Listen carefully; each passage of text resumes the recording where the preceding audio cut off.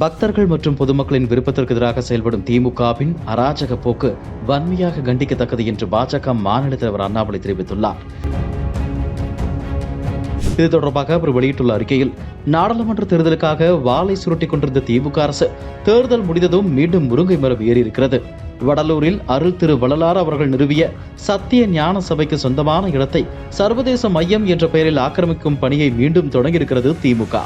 கடலூர் மாவட்டம் வடலூரில் வள்ளலார் அவர்களின் ஆன்மீக பணிகளுக்காக பொதுமக்கள் மனமுவந்து தானமாக வழங்கிய நிலத்தில் 150 ஆண்டுகளுக்கும் மேலாக அனைவரின் பசி தீர்க்கும் மேன்மையான பணி நடைபெறுவதோடு ஆண்டுதோறும் லட்சக்கணக்கான பக்தர்கள் தைப்பூச தினத்தன்று ஜோதி தரிசனமும் பெற்று வருகின்றனர். இந்த நிலையில் திமுக ஆட்சிக்கு வந்ததும் சத்திய ஞான சபைக்கு சொந்தமான இடம் கண்ணை உறுத்த சர்வதேச மையம் என்று கூறி ஆக்கிரமிக்க முயற்சித்து வருவதை கடந்த ஜனவரி 26 அன்று குறிஞ்சிப்பாடி சட்டமன்ற தொகுதியில் என் மண் என் மக்கள் யாத்திரையின் போது சுட்டிக்காட்டி, உண்மையிலேயே திமுக அரசின் நோக்கம் சர்வதேச மையம் அமைப்புதான் என்றால் சத்திய ஞான சபைக்கு சொந்தமான ஏற்கனவே ஆக்கிரமிக்கப்பட்டுள்ள சுமார் 30 ஏக்கர் நிலத்தை மீட்டோ அல்லது வேறு இடத்திலோ அமைக்க வேண்டுமே தவிர மீண்டும் சத்திய ஞான சபைக்கு சொந்தமான இடத்தை ஆக்கிரமிக்க கூடாது என்று கண்டனம் தெரிவித்திருந்தோம்.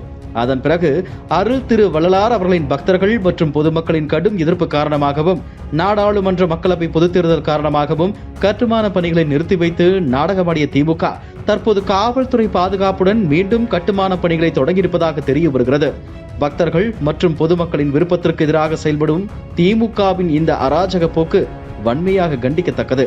அரசுக்கு சொந்தமாக பல ஆயிரம் ஏக்கர் நிலங்கள் இருக்கையில் விவசாய நிலங்களை அழித்து சிப்காட் அமைப்பது வள்ளலார் அவர்களின் கொள்கைக்கு விரோதமாக சத்திய ஞான சபைக்கு சொந்தமான இடத்தில் சர்வதேச மையம் அமைப்பது என திமுக அரசின் செயல்பாடுகள் அனைத்தும் சந்தேகத்திற்குரியதாகவே இருக்கிறது.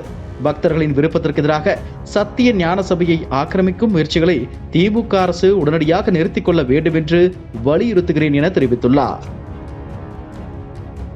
இதுபோன்ற செய்திகளை மேலும் தெரிந்து கொள்ள எங்களது யூடியூப், ஃபேஸ்புக் மற்றும் ட்விட்டர் ஆப்களை சப்ஸ்கிரைப் செய்யவும்.